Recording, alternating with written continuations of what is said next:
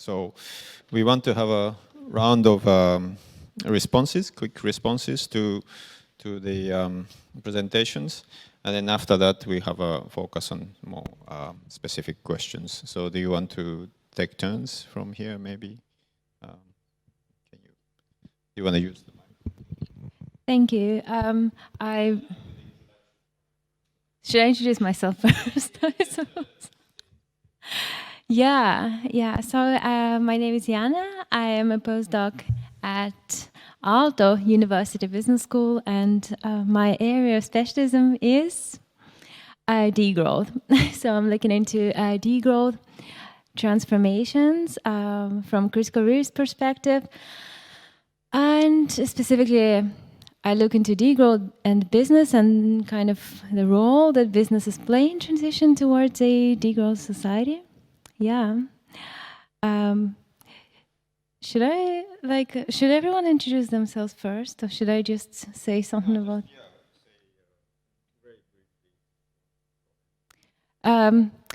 Yeah, I think it's really excellent, and I learned a lot. And I especially like this final kind of, because when I was listening to your explanation of the slide on wealth in time and of time, and I could relate a lot from my kind of field, from degrowth perspective, how, for example, in degrowth we are debating from seeing wealth in terms of money, and we're looking into other forms of wealth, such as, for example, our connectedness with nature, and wealth in terms of time as well. And so seeing, redefining wealth away from monetary kind of considerations, what from economics perspective is seen as wealth. And yeah, so I love that a lot. And I think it's very degrowth, actually. Yeah. Thank you. So I'm Aaro Hazak, professor of institutional economics from Tallinn University of Technology, and visiting here at the University of Helsinki, and also at DHL, or this Finnish Institute for Health and Welfare. And I happen to be also leader of this Horizon 2020 project, Individual Behavior and Economic Performance, under which the conference on those 2 days has been organized. And that's a project that brings together economics, practical philosophy, psychiatry from the University of Helsinki, Aalto University, Tel Aviv University, and Tallinn University of Technology. And I really enjoyed the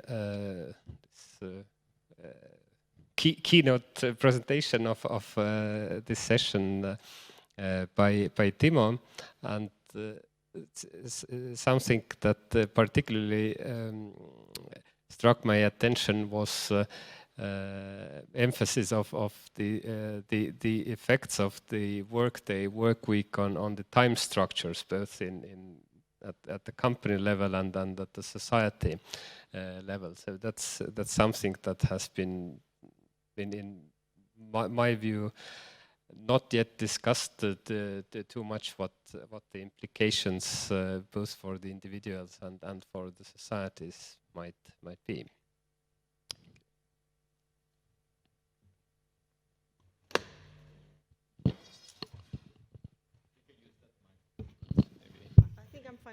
You're fine with that one, yeah. So hello everybody, thank you for the invitation. My name is Kati Karhula, and I am a specialist researcher at the Finnish Institute of Occupational Health. And as you may assume from the name, my background is in health sciences and psychology. And I look at the working time or working hours, and especially irregular working hours, from the point of psychological and psychophysiological and health perspectives, which we have mainly conducted in fields where the, for example, safety critical issues are important, like in professional traffic or first responders. But on the other hand, also among industrial employees or other blue-collar workers, as as working hours are an essential issue, especially among those who don't have much control over the timing and placing of their work. Any comment? I think I'll save it to later. All right. Just to save some time. Okay, thank you. So we will address different consequences of different working arrangement on individuals and the consequences on society, and then we maybe finally move on to political feasibility, which is everyone's interest. So let's start with the consequences on individuals. So there's some mentions on this psychological and different kinds of well-being, but what will so the question broadly put is, will a 4-day work week or different work arrangement improve or worsen physical and mental health, work-life balance, and well-being of workers? So who wants to comment on this question about consequences on the individual's well-being with different dimensions? That's a bit challenging, but if I may start, then you can complement. Well, first of all, very long working hours are known to be detrimental. I mean, they are the highest cause of occupational health-related deaths in the world, with a number of 750,000 deaths annually. So there is a really good reasons to stick in the normal hours. And even if you work so-called normal hours, that's of course a different concept in different countries, but here in North Europe we mostly think it's something a bit less than 40 hours per week. And the studies have mostly classified long hours with the limit of 48 hours, as that's also in the European Working Time Directive, which kind of then directs the research as well. However, there is not that much research on the reduced hours. So as you saw from Timo's presentation, his PhD study was done some time ago, but still it's one of the best, I think. And the effects that we have seen in other studies are mainly from social and healthcare sector and from Sweden or other close countries like Belgium, Germany, Netherlands, and so on. Well, that has the good side that the society is quite similar with the structures, that there are dual owner models and daycare and so on. However, the studies have mainly been quite small and quite short and may not have had any control group at all, or have had only cross-sectional measures and so on, so that the quality of studies is not that good. However, perceived well-being has nearly always improved, meaning that the self-reported sleep, self-reported work-life balance, self-reported recovery, and time for social activities have improved, as in line with the Timo's presentation. However, on the other hand, especially in qualitative studies where people have been interviewed, they also have reported work intensification or being more under surveillance or somehow monitored more. And also the negative aspects may not have been raised in the reports that have been not peer-reviewed. So the consultancy companies which have conducted the intervention and then produced the results may have an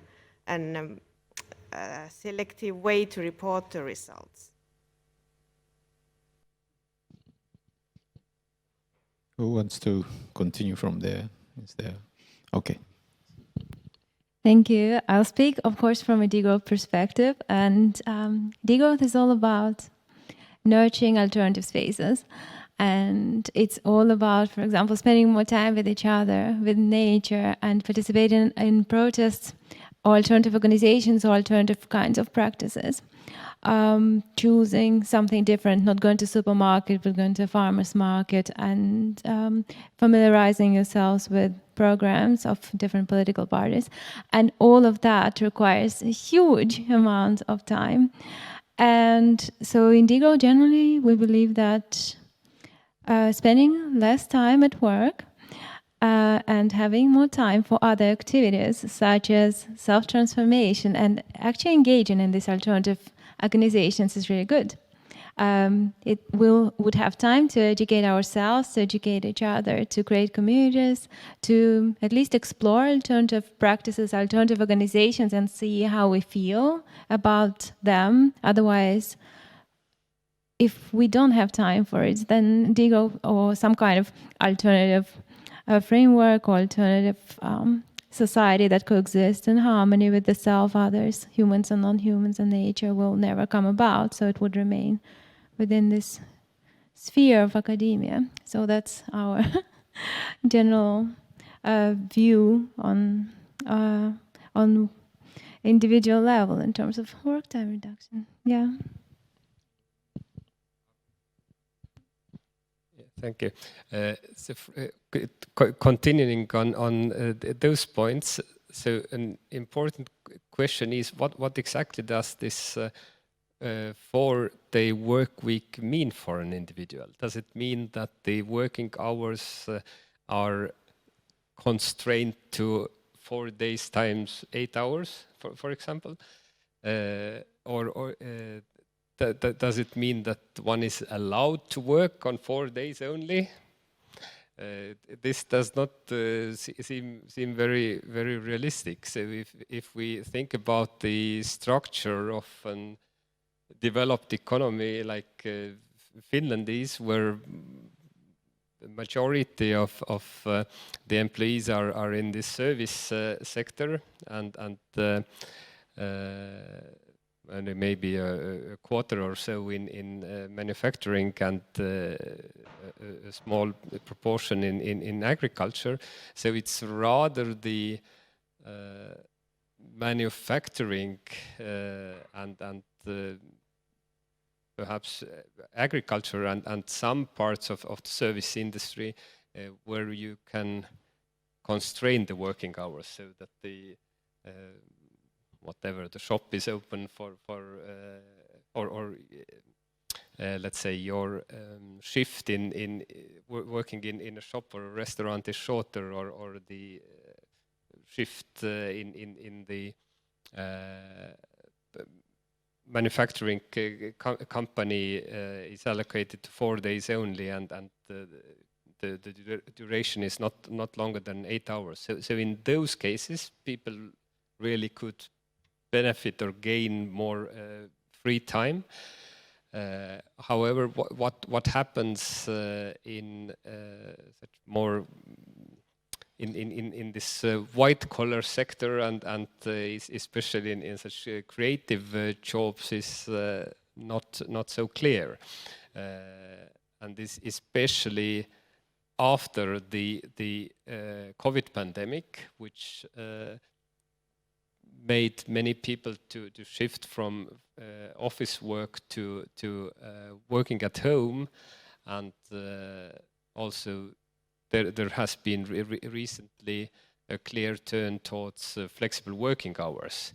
So it means that the control over the working hours is rather put on the employee rather than the employer.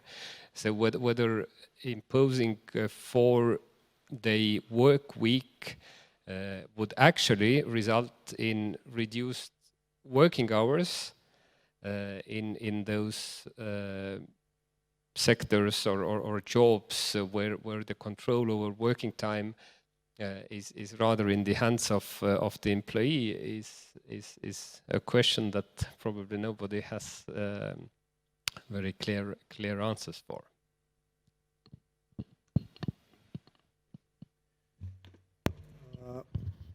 Yes, I think that there's a quite big change in the motivation for shorter working hours or 4-day week. For example, the latest trials in UK showed that the trials were launched especially in expert work, in professional work environments, and one of the main reasons was that the firms had a competitive advantage in the labor markets when they wanted to recruit new workers, new employees, or to avoid turnover. And I think this is a new way of thinking, totally new, because in earlier times we thought that working time reduction cannot be implemented in this kind of good economic growth. And there was a saying that it's never right time for working time reduction. In good times we don't need it, and in bad times we can't afford it. But well, that is the major change, I think, in the motivation for working time reduction. I completely agree with Timo, and to go back with my previous comment, I didn't say that most of those public sector studied had a full compensation. I mean, despite the reduced working hours, the workers got the full salary, or in some cases 50% of the reduced salary. However, they were subsidized somehow. And this trial Timo mentioned is among the first ones with the private sector companies and white-collar workers involved, who do not have same kind of physically demanding work as the nursing assistants, for example, have had. So the earlier trials have mainly been targeted to reduce workability, or pensions as well, but also sickness absences and other consequences of physically demanding work, which is for example, in elderly care and home care settings common still nowadays. And also it's a kind of job where the mental demands are high in a different way. So, for example, work rumination and worrying about the clients and the next day, and not having enough time to stay with the elderly person at his or her home have been a problem in the social and healthcare sector, and partly they've been solved with these trials, but certain aspects cannot be solved if you need to see as many patients in reduced time. So yeah, I was wondering, maybe this is too fundamental, but maybe it's not still clear what exactly is this kind of nature of this program and proposals. Like, is it kind of economic policy issues, or is it well-being policy issues, or is it environmental policy issues? So maybe because you are coming from different disciplinary backgrounds, and it's slightly still kind of ambiguous to me what exactly is the sort of target of this, because you can measure different things, but what exactly are we measuring? And so I'd like to have some comments on that. When focusing on the individuals still, like what do we want to measure? Is it like well-being? Well-being is a very unconstrained notion in some sense. So what aspects of well-being should we be focusing on? So maybe it's a normative question I'm asking. Is there, Aaro, do you want to? As I have the microphone, so I I will start. I suspect that the aim is welfare improvement, but then it comes to individual heterogeneity in what does welfare mean for different people. So for those who rather value the monetary benefits or maximize their income, so the 4-day work week may signal that all right, I can make what I did so far in 5 days in 4 days, and I have one more day which or even three extra days for generating additional income. So in that case, no such positive health effect can be expected, and on the individual level, maybe the income could be higher, assuming that the salary reduction from transferring to the 4-day work week is not 20%, but something between 0 and less than 20%. On the other hand, for those individuals who value leisure time and better health, this 4-day work week could nicely function as an incentive to devote less time to work, and it signals such social norms, or hopefully there would be a change in social norms towards working less, not only the normative regulatory change. Kati, do you have any? Oh, maybe Iana, you wanna? Well, degrowth is first. It's not about human well-being only, but it's about the well-being of humans, non-humans, and nature. And because this discourse, it's kind of quite undeveloped yet, and so we're not measuring anything. We're just contemplating what that kind of well-being means. What we mean by well-being of humans in balance with non-human well-being. But the only thing that I can say to comment on that is that we try to kind of diversify what we mean by well-being in terms of that it's not going to be exactly the same for everyone, and also that it's probably not going to be what we mean by kind of well-being in a different, in a more mainstream economy.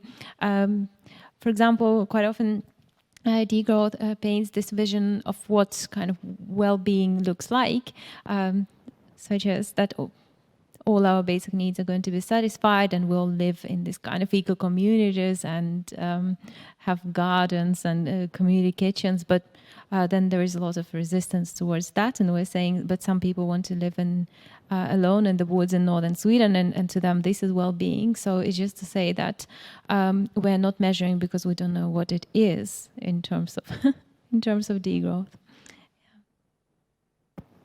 Yeah, I agree that if you look this issue from the point of occupational health, then it's easier to define that what is the well-being, and individual measures are easy to conduct by surveys or even with some gadgets measuring sleep in some cases. However, I also think that it's a broader concept which have been touched before, that there is a change in norms of what is individuals, what are his or her attitudes, that which is important and how much he or she wants to work from the beginning, kind of, and on the other hand also that what he or she will do if there are any problems with his or her health or the family or something else, as there are an increasing need for not only caring from the next generation but also the previous generation, and the lateral caring roles from spouses and siblings, for example. So with the changing values, I think that it becomes more to a norm to work a little bit less, and it hopefully will be acceptable. Thank you. So now with this comment, maybe we can slowly move to the consequences on society. So it seems like it is question about well-being of individuals, but individuals' well-being depends on the kind of societal setups, and it's relative to norms. So to think about it as a systemic problem, how would the reduced kind of work or arrangements of different kinds affect productivity or creativity or innovation or whole societal kind of atmosphere? It's a relevant question for me because I come from a workaholic country where many people die from overwork, and it's supposed to be a relatively wealthy country, but many men kill themselves when they lose their jobs. So, and it's a cultural thing, right? It's a cultural thing, and when you go there, you clearly see people's kind of worldview or how they subjectively perceive their well-being is very different because they work over long hours, but seems to be there's a maybe detrimental health impacts, but it's kind of compensated because everyone in the reference groups do the same. So is this some kind of collective action program that the government can interfere in the market failure and then achieve some optimal level, or am I seeing the program in a very narrow kind of way? Maybe the question is not so clear, but maybe I don't know. What kind of society do we envision with this kind of a change?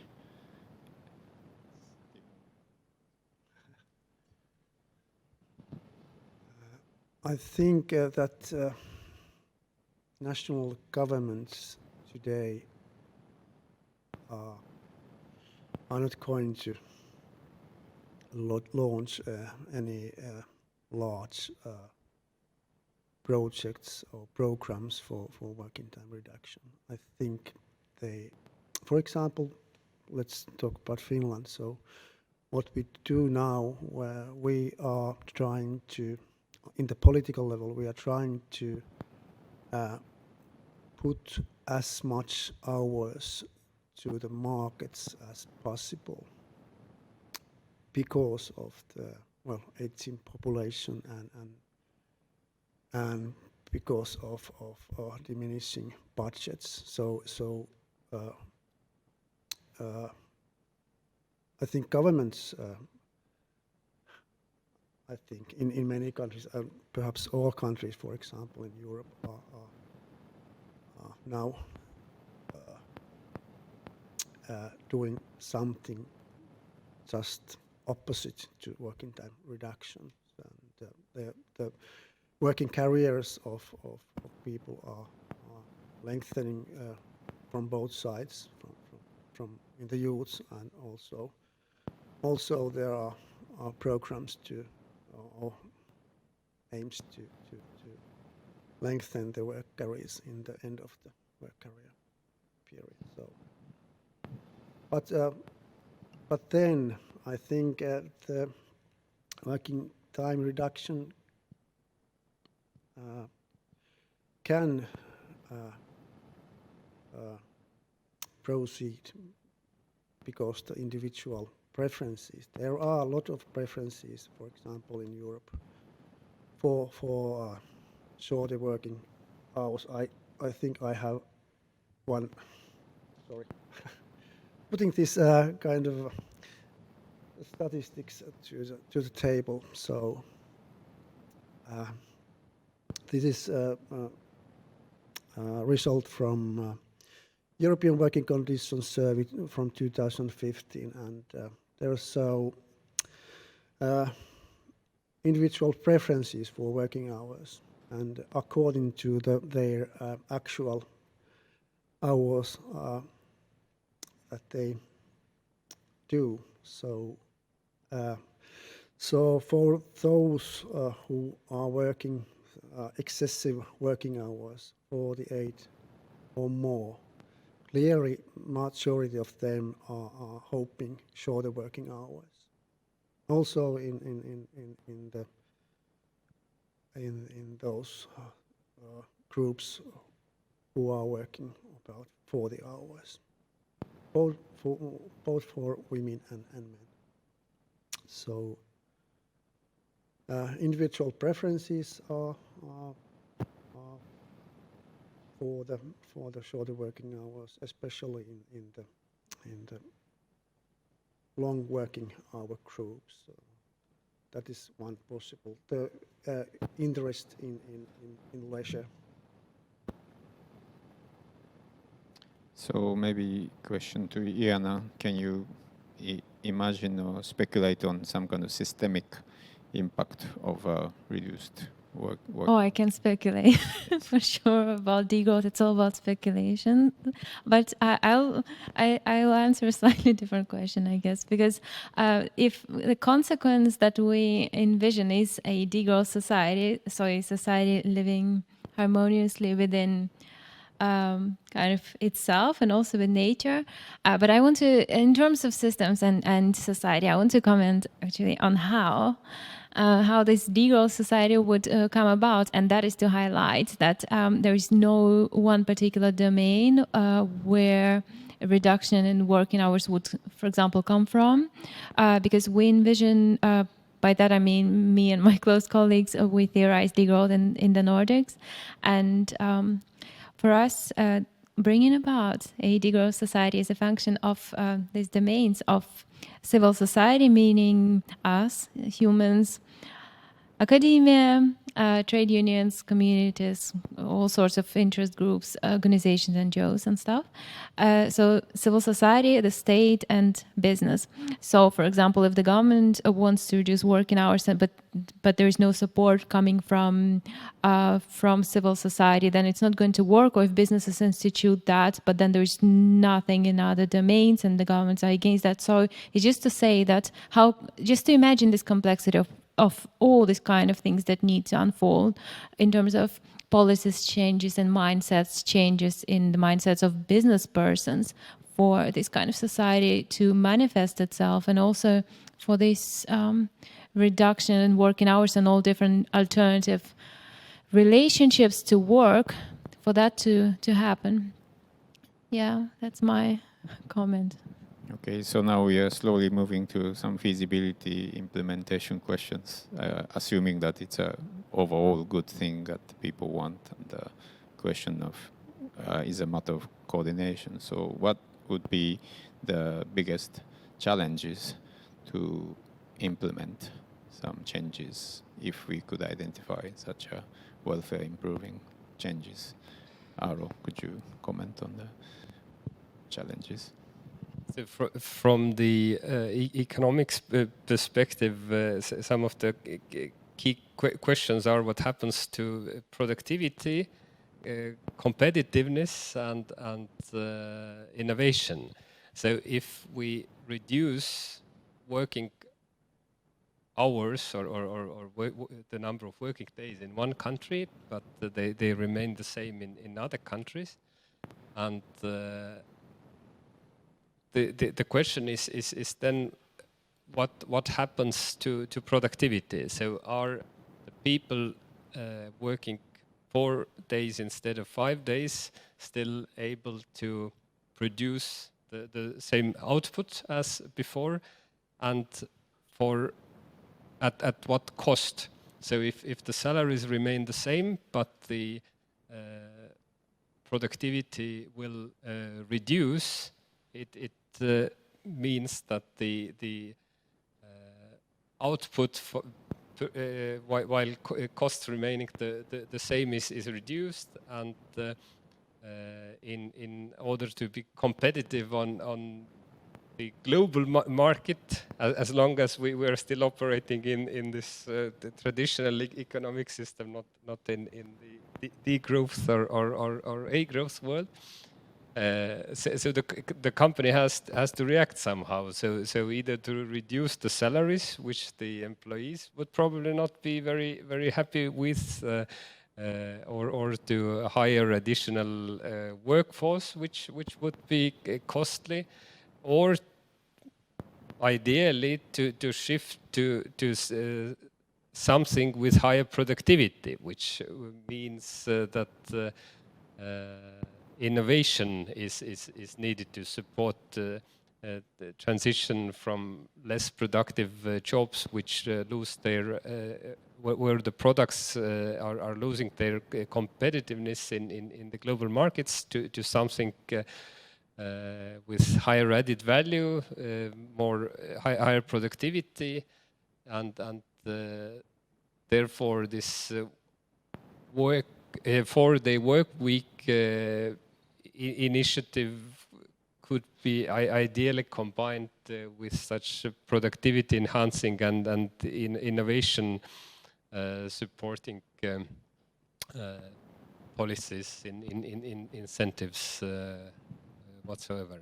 Plus again there are definitely huge differences across industries and types of jobs in how people react, in how companies react, and how the costs and revenues or overall this feasibility is affected. So Kati, what about the individual kind of barriers? So there's this kind of I'm not an economist, but if I may first comment that in my Sure. understanding, the productivity has not increased lately so much. I mean, in the last 20, 30 years, actually more in 50s and 60s. And based on that, how could we fund the welfare society that is worldwide well known with people working less and paying less taxes? I don't have an answer to that, but in my understanding, it's impossible. However, one solution was already mentioned, that something which we all need to face perhaps is that we need to work longer. No matter what our working hours are now, we will need to extend our working careers and perhaps change professions, because AI may, for example, do our statistical analysis and write our articles, so we might need to do something else in 20 years or even sooner. But regarding the welfare point of view, I think that it is really important to have time to talk with yourself, that what is important to you, what would you do if you had a free choice, and live as close to that free choice as possible. I mean, of course, then there are the realities. You have to pay the rent and the food and everything. But however, I see that the next generation, or I assume that the next generation will value things differently, that they don't have to own the house or own the car and perhaps not even travel around the world. They can stay closer to home and have their garden and small house and kids and dogs and cats and whatever they want to, more likely than perhaps what we did when we were young. So that's more like barriers, psychological obstacles on the workers' side, because it seems like you're suggesting that it's just a mindset that we can break. No, of course it's not that simple, and also if there was some politician on the empty seat, he or she would absolutely say that we need more taxpayers and we need more funding to even maintain the same level of social healthcare services we have right now. So for them the solution is not to work less rather than to work more. Okay, thank you. So I'd like to open the discussion to the audience. So we have time for a few questions. Is there any question you'd like to ask to all the speakers or panelists, or just a specific? Okay, Eva. Thank you.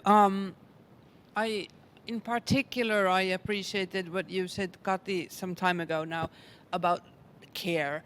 And do you see any possibilities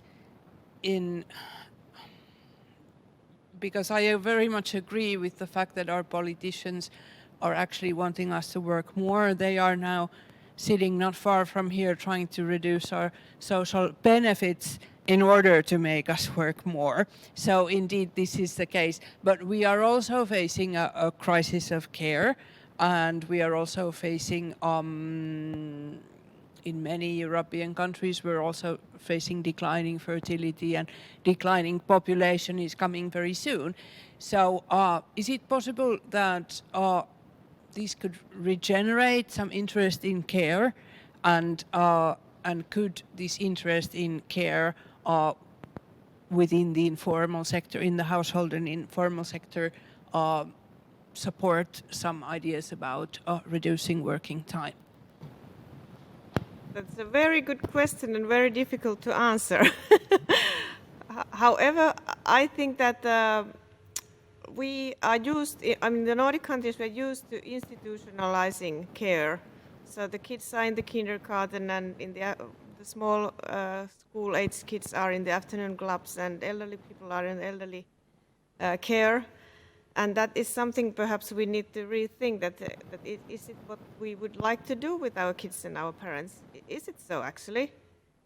It's so fundamental how the society is constructed, but I'm not sure will it remain so. And at the same time, there really is a really severe lack of nurses and nursing assistants and early education personnel. It may be now like 15,000 persons at the moment. It's growing all the time. So I would hope, I don't have any results yet, but I hope that it will change so that we will prioritize the caring of the closest persons to us more in the future. And at the same time, it doesn't mean that women can't work, that they have to first take care of the children and then their elderly parents, rather than we might find a different kind of solutions, like, for example, in the Benelux countries, Timo knows perhaps better, but working like 75% working time for both spouses is more common. And also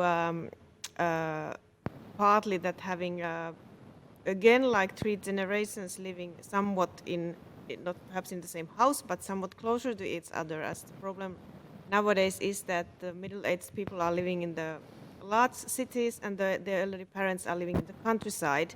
And that causes tremendous stress for those who need to take care of an elderly parent who lives hundreds of kilometers away. And that is something that sometimes the parent is then moved without his or her will closer to the adult kids, or vice versa. Sometimes the middle-aged son or daughter is working remotely from his or her childhood home to be able that his or her parents are living there. But to your question, I don't really have other answer that I'm hoping that we will pay more attention to the caring roles. Any other from the panel? Maybe to add just one thought, that if we think about this 4-day work week, then the question is what happens to kindergarten, schools, whatever public services. So is it so that you can take the kids to the kindergarten now for 4 days, and there will be 3 days when they are with the parents? Do children get less education when they study for 4 days, not 5 days at school? Will the hospitals be open for the 20% less time, or is there a need for a large amount of additional Estonian doctors in the healthcare system? What about the opening hours of whatever service companies? How does that affect the welfare? So it's a much broader question, this for the work week question, than just reducing the working hours of employees. In principle, already now or until now, it's clearly possible to work at the 80% workload and work for 4 days instead of 5. So transferring to a 4-day work week across the entire society means that now there would be much broader consequences than just the individual decision to work 4 days instead of 5. Okay, another question from... Yeah, hi. I would like to continue on the care work question. And I have a question for the presenter, because in one of your big tables, it seemed like there is a big gender bias, and it's mainly men getting the work time reduction and not so much women. And one possible answer might be that women worked part-time anyways, and thus a work time reduction was not so feasible anyways. And I was wondering whether there is such a gender bias in work time reductions, and I would also love to hear the degrowth perspective on care work, because children will be will be born and they will have to taken care of, and then people will get sick and die, and this kind of care work will not be reduced in the future, even in a utopian society. So I would love to hear that perspective on that. Thank you. Yes, I think in Finland and also in other countries, women are majority in this kind of among those who are shortening their working hours. And for example, in here in Finland, Finnish trials, most of them were women, and in municipal sector, of course, the majority of the workers are women, and it's natural that in public sector trials the majority are women. But when we look at the preferences also for shorter working hours, it's usually so that women prefer shorter working hours. And even in Finland, although we have this full-time culture and also women in Finland are working full-time usually, and actually in Finland the difference between men's and women's work hours are the smallest in the world, I think. So women and men in Finland are used to this kind of full-time culture, and I don't know, well, it's a fine thing because of the gender equality, but also it has been said that, for example, in Finland, families are quite time pressured, because here we have many families in which both spouses work full-time, and it means for about 80 hours 80 hours work weeks per household. So there's a good point and perhaps a bad point at that. So if I may continue, that in the trials there have been one of the problems has been what to do with those workers who already do part-time work. And actually one solution has been in for example, one of the 30-week trials was that those who worked less than 30 hours could increase their hours to 30 hours, whereas the others were decreasing their hours. And at the end it worked out quite fair, that there were some calculations how to compensate it, and in some cases they also benefited by getting the same annual holidays than the full-time employees, which they haven't gotten before, kind of only with working 30 hours a week with the increased salary. However, the results regarding females are also showing that even though the general impression that no matter you ask females or males, they will say that the work-life balance improves. In this Belgian study I mentioned before, the females were hoping for having time of their own before the trial, and afterwards when it was asked in the time surveys what they had done, actually the time had gone to household tasks and caring from other people, so they actually didn't get the time for themselves which they have wanted, and that was a disappointment. So Iana, do you want to comment on the care and degrowth? Yes, degrowth very society? much so. I would love to talk about that.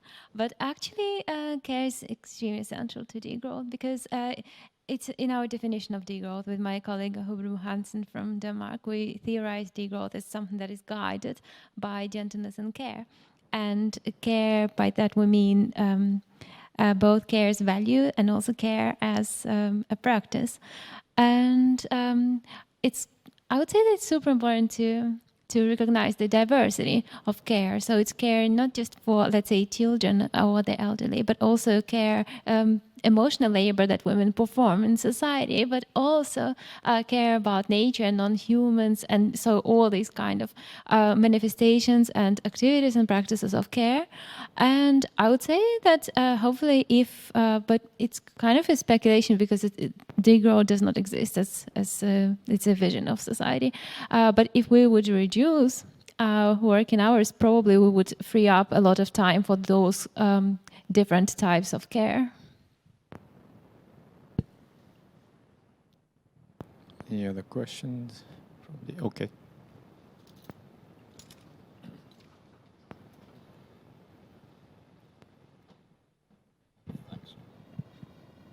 So I think it's kind of clear that perhaps the 4-day work week does not work on a entirely societal level, so that all industries would incorporate it. So I'd be interested to hear what your guys' thoughts are on what societies have the most potential for incorporating a 4-day work week. And of course, not maybe services and healthcare sector, but then where could you see it working the best in a modern day society?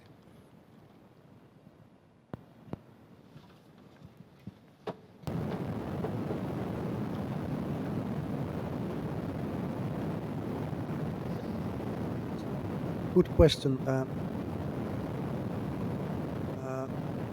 I would say that it depends also on the form of the working hour reduction. Is it, for example, 6-hour day or 4-day week? It seems that, for example, in UK, in the latest trials, the 4-day week was a very popular solution. I think in white-collar work, it might be the most popular way to reduce working hours because in that kind of work it serves as a recovery time especially in white-collar work, and according to preferences of people, 4-day week is the most popular, and I think that fact is the most important thing that determines what kind of working time reduction will take place.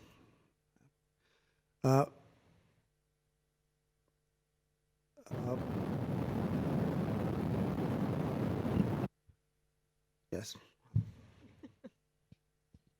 Any other response? Okay. It's actually I want to comment on that. Probably not where it would work most immediately or the best, but actually just from my research in organic small-scale food production in Germany, I've seen, because I thought the university how amazing this idea would be, and in degrowth is super popular, this reduction in working hours. But then I spoke to these organic farmers, and they're like, hey, we work with the rhythms of nature, not with whatever proposals you have for us coming in this kind of from academia in these offices. So, and to me, that was so shocking, actually. It was the first time when I realized how more nuanced it should be when I do my research, for example, that I come there to these people with this kind of proposal and saying, hey, you should work less. And he says, that's just not how it works, because you work with the temperature, with plants and things. And so but I thought maybe a solution to that is to kind of involve more people. So each individual would work less and still they could work more with rhythms of nature. Here, I think we again come back or get back to the idea of individual heterogeneity and the differences in preferences for health reasons, family-related reasons, genetic background, such past dependence on the life track so far. So people are so different in what they prefer in terms of their working hours, their work contribution, their engagement in work as such, what their health needs and perceived health needs are, what their time use preferences are, what their economic preferences are. So with such generic regulation about the such prescribed working hours or working days, I guess we cannot or we should not aim at framing the work life as such for everybody, but rather to signal that working less than so far might be a good idea to consider for everybody. At the same time, how it affects the companies or the employers, perhaps it's a very good initiative towards transition to degrowth if the Finnish companies use their competitive advantages on the global markets and go bankrupt. There is less work for everybody, and we are one step closer to the degrowth. Yeah, somehow we survived the transition from 6-day work to 5-day work. So why it wouldn't be possible to change from 5-day work week to 4-day work week? So yeah, I think that's a relevant point. It's often an argument from nudge advocates. They say that any defaults are no defaults are neutral. So we already societally agreed upon a certain kind of default way of working, and now we are talking about alternative default. So is there some kind of inertia in thinking that the current default is the default and then heterogeneous individuals should respond to this in different ways, or is it also time to think about another default that might benefit population at large? So maybe that was what you were Indeed asking, and what is the answer? I don't have the answer.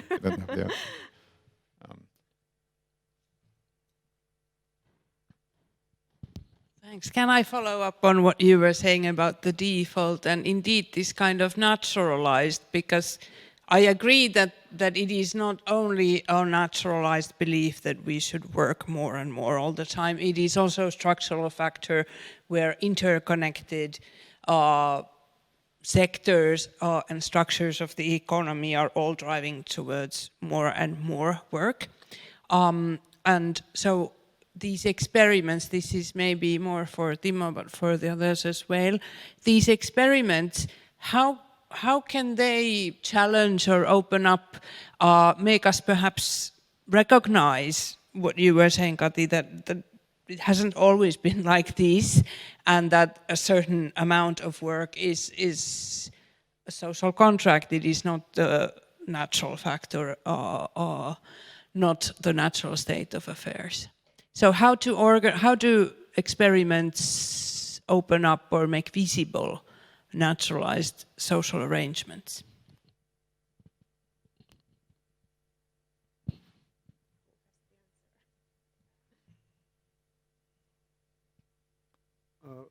Perhaps I firstly comment on what Kati said about why not 4-day week, as we have had a 5-day week. So historically, the working time reduction is based on productivity growth, and productivity growth was very fast after the Second World War, and it made it possible to reduce working hours.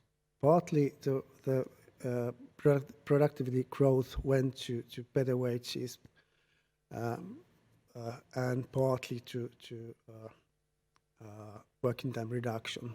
Now the productivity growth has been very slow in the recent 2-3 decades, and this is perhaps one thing that is hindering the working time reduction nowadays. And well, when we compare different countries, we see that those countries with highest GDP, there is also shortest working hours. For example, Germany in Europe, very high GDP and also the lowest working hours. And also some other countries, and also some developing countries low GDP and also very long working hours. So if we want to have working time reduction, I think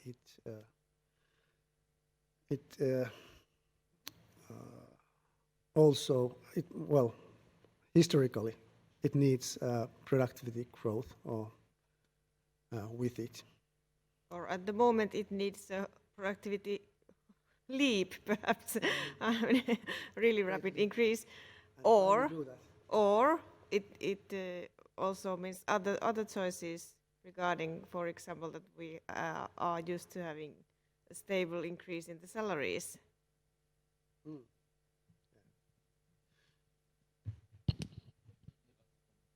Okay, so this brings us back to the earlier idea that we discussed about innovation. So if the work or for the work week incentivize or disincentivize the use of labor, and there is a search for companies to keep or rather increase their productivity to remain competitive. So an alternative or a solution could be in higher automatization and digitalization and the use of artificial intelligence, as these automated solutions are not very greedy for salary nor free time, so they are ready to operate 24 hours. So that for the work week initiative could stimulate innovation and such technological change towards higher use of automatization in manual or such physical work, and higher use of artificial intelligence in intellectual work. The question is whether humans will retain any significant advantages in that competition with robots and artificial intelligence. So maybe our work week will be reduced to 1 day or half a day, but that's what the future will show us. Okay, so any other questions? So we are approaching the end of the session, and thank you very much. And please join me to thank the speakers. It was a very interesting discussions, and we obviously cannot solve all the questions and problems in this short period of time, but it gave us different points to think about.